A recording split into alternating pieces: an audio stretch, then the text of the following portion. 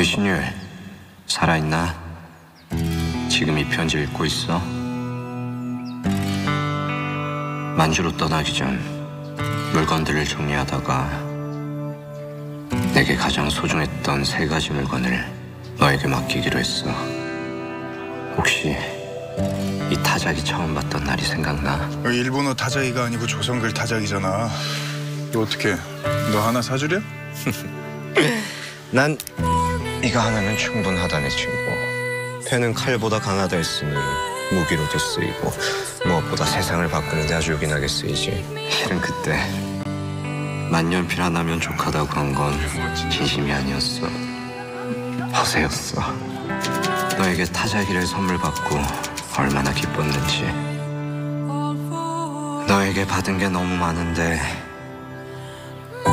살아서는 못 갚을 만큼 너무나 많이 받았는데 어쩌면 살아서는 다시 못 볼 길을 떠나는 지금 너에게 줄 게 이거밖에 없어서 미안하다.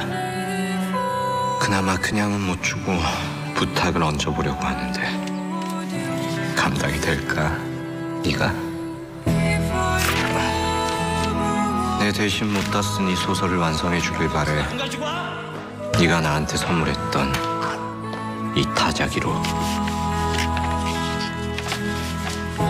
나를 대신해서 이번엔 네가 우리들의 이야기를 써줘.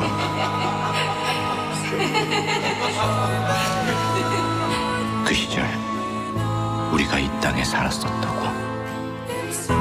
암흑 같은 현실 속에서도 열심히 살아가고 치열하게 아파하고 절망 속에서 희망을, 위험 속에서도 행복을 찾아가며 온 힘을 다해 사랑하고 투쟁해왔다고.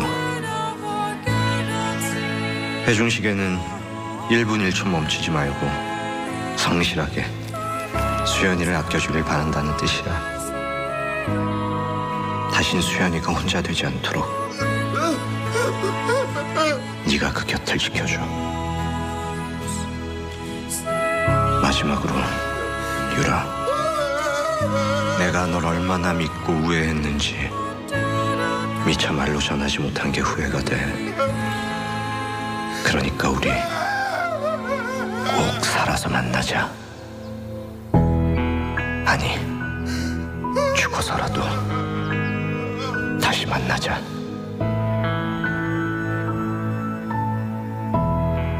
만약 신께서 내게 이번 생에 행복했었냐고 물으시면 대답할 거야. 너희들을 만나 행복했었다고. 혹여 신께서 내게 사느라 고생했다, 참 잘 살았다 어깨를 두드려 주시면 부탁해 볼 거야. 다시 태어난다면 그때도 너희들과 함께 이게 해달라고.